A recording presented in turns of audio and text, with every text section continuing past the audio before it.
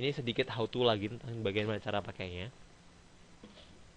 Jadi kalau untuk yang um, adverbial clause of purpose ini, Anda bisa, karena ini memang tujuan kan.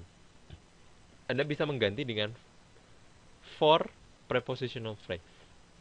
Gitu ya. Jadi ini contohnya sama kayak yang tadi, gitu kan. Mulai dari yang bentuk dasar, they went to the railway station early so that they might buy the train tickets, ya kan? Ya, ada might-nya kan ya. Ini tujuan, gitu kan. Ini bisa Anda ganti dengan in order to juga. Lah, masih ini yang tadi ya. Ini yang tadi salah ya, tolong diperhatikan. Ini followed by infinitive. Ini contohnya kebetulan belum saya ganti. Hei, mohon maaf. Nih, jadi contohnya seperti ini. Diikuti to sama infinitive. Kalau that sama clause gitu ya. In order to buy the train tickets, ya kan? Atau Anda bisa pakai for prepositional. Seperti apa ini? They went to the railway station early for the purpose of buying train ticket. Gak perlu purpose of buying juga apa, for the train ticket. Oke? Okay? Artinya sama. Cuma kalau to kan untuk diikuti itu to sama infinitif gitu ya.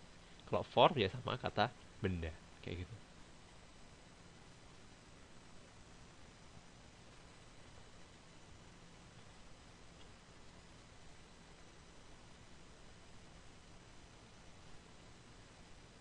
Nah, adverbial clause of purpose itu biasanya menempati posisi akhir kalimat, ya kan? Perhatikan yang tadi. Sebenarnya taruh di belakang kan. Pasti apanya dulu, baru tujuannya apa, kayak gitu kan? Ya kan? Semuanya seperti itu. Tapi ada perkecualian. Jadi purpose clause-nya itu bisa ditaruh di depan jika ada penekanan maksud tertentu atau ada tujuan negatifnya. Ya. Yang dipakai untuk kasus ini itu biasanya adalah in order that, ya, dan for fear that. Jadi seperti ini. In order that he might learn about different ethnics and cultures, Mr. Wallace decided to take a trip. Jadi memang dia pengen menekankan sekali bahwa tujuannya itu apa sih. Makanya taruh depan. Gitu ya. Kalau enggak, lebih banyak ditaruh di belakang. Atau kalau misalkan untuk sesuatu yang negatif gitu ya. For fear that the children may be hit by a car, the parents do not let them play outside. Gitu. Kalau ini mau ditaruh di belakang malah aneh. Gitu ya. Oke, jelas?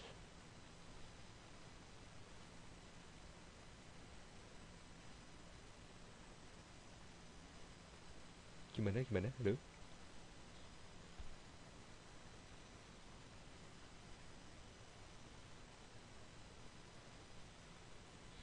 Oke. Nah, terakhir untuk yang ini gitu ya. Untuk membuat kalimat negatif pada adverbial clause atau pada adjective phrase gitu kan. Tadi kan kita sudah ngomongin maksud gitu kan. Untuk apa, biar apa gitu kan. Kalau mau dikasih negatif, tinggal dikasih apa coba? Dikasih apa? Negatif pasti dikasih not. Iya, itu ya. Ditaruhnya di mana? Itu.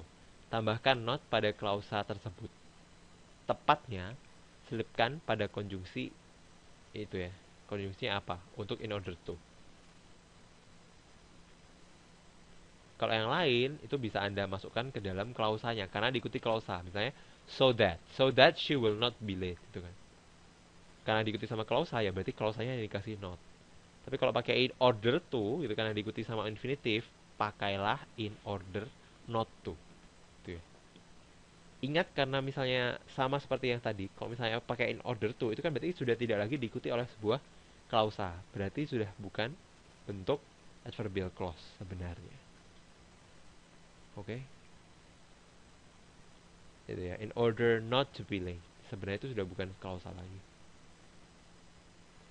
She always has breakfast before going to school in order that she will not get sick. Itu kan, kalau misalnya ada klausanya, berarti kan ada kalimatnya sendiri. Notnya ditaruh di tengah-tengah klausa itu. Oke. Okay? Coba sekarang bantu saya. Itu sebenarnya ada poin keempat, cuman belum saya tulis. Coba ubah poin ketiga tuh ya. She always has breakfast tuh ya. Jadikan bentuk pas dan conjunction dipakai itu pakailah in order to. Jadi jangan pakai pakai so that. Pakai in order that, salah. Pakailah in order to. Jadinya kayak gimana? Sama kayak yang satu kedua. Ya, she leaves jadi she left itu kan. Terus so that-nya diganti in order to.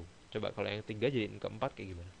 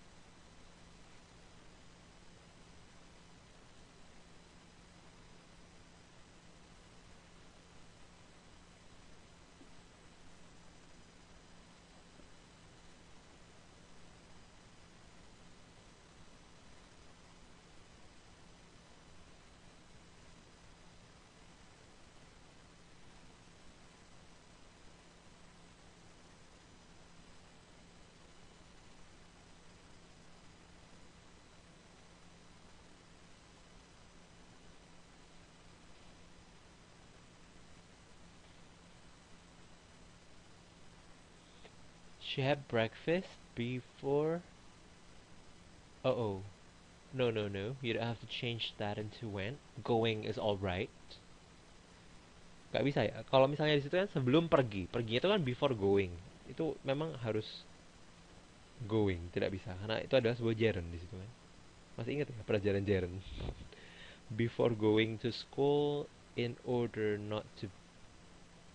Gak usah go juga. In order not to be sick.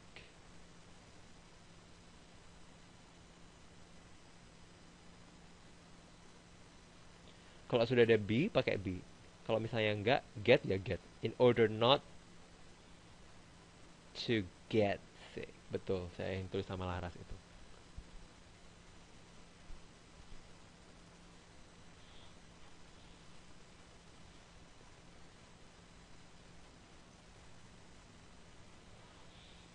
Oke, seperti itu. Cukup jelas semuanya.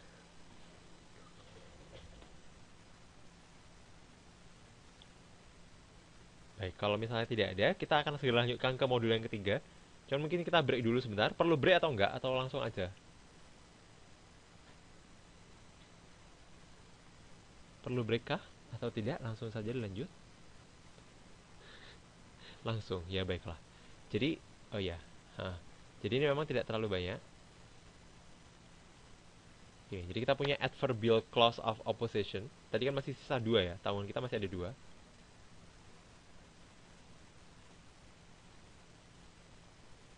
Ya, jadi kita punya adverbial clause of contrast and cause di untuk yang terakhir ini. Kontras itu artinya mirip sama opposition gitu. Maksudnya kan perlawanan, pertentangan, gitu kan. Itu ya. Jadi langsung saja. Tujuannya adalah kalau yang ini memang kayaknya jarang disebut-sebut sebelumnya. Jadi ini dijelaskan di sini menunjukkan kontras secara parsial. Jadi ada yang namanya concessive clause ya. Karena ini ada dua. Satunya nanti beda lagi. Kalau yang concessive itu menyatakan kontrasnya secara parsial. Gitu ya. Misalkan, even though I felt very tired, I tried to finish my work. Meskipun saya merasa capek, saya mencoba untuk menyelesaikan. Gitu kan.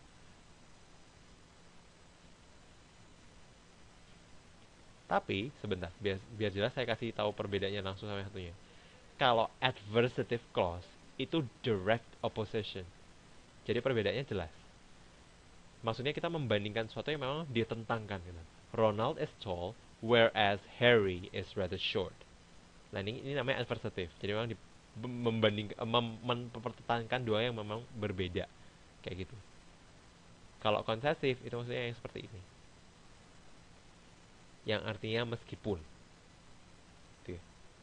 Kalau yang adversative itu biasanya sementara, sedangkan seperti itu. Jelas bedanya antara konsesif dan adversatif?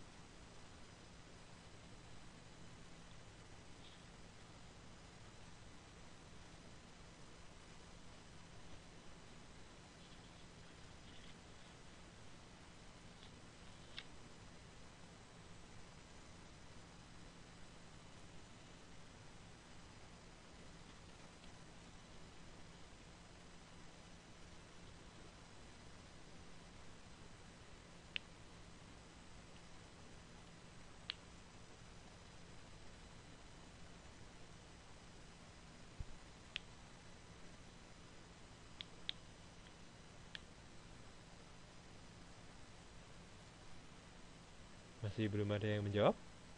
Jelaskah perbedaannya?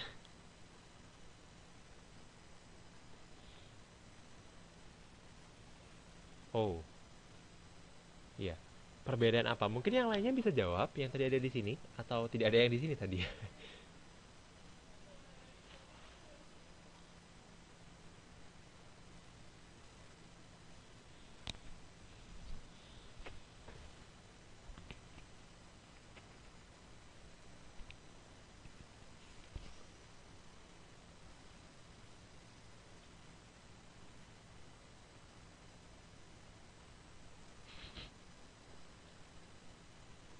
Maksudnya? Oh iya. Perbedaan apa gitu yang saya tanyain tadi lah, Ras? Antara apa dan apa gitu. Jelas yang saya tulis ini kan yang di slide itu kan namanya consecutive clause gitu ya. Jadi bedanya itu antara apa? Itu ya, consecutive clause dengan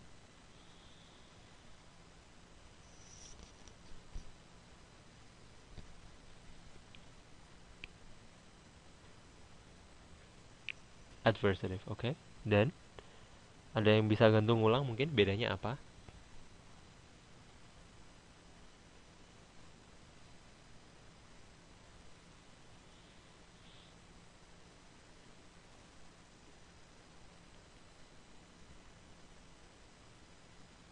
Belum tahu.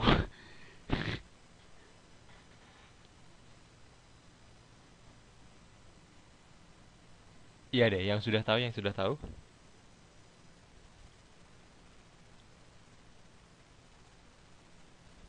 Ada yang ngantuk. Coba deh, saya pengen dengar suaranya yang ngantuk. Em, yang tadi sudah tahu, yang tadi sudah Anda tahu tentang possessive clause apa? Coba saya pengen dengar suaranya Mbak Yuli malam ini ya. Sebentar, ini kok ngasih error ya?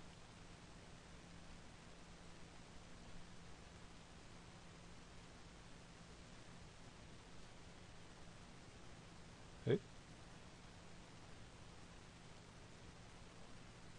sebentar, sebentar.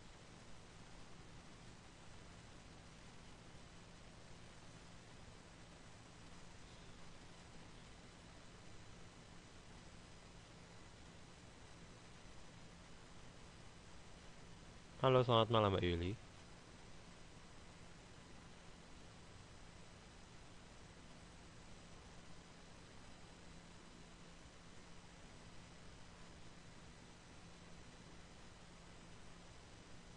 Ya, saya bisa dengar suaranya. Halo, Mbak Yuli.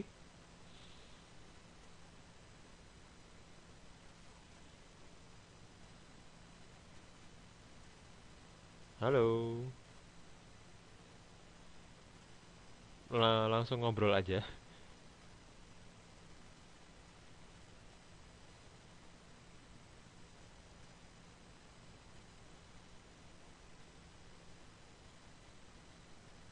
Testing, testing, Mbak Yuli.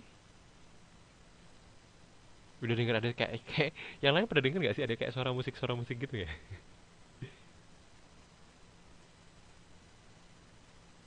Iya kan? Oh, terus kadang-kadang habis suara musik ada dung.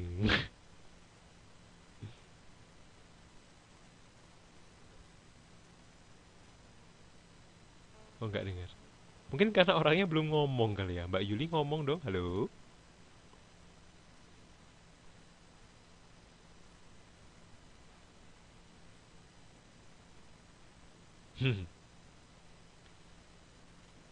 Ya, sepertinya tidak tahu. Mungkin sudah berangkat ke Pulau Kapuk. Halo. Atau coba deh, tadi yang saya ulang sekali lagi deh ya.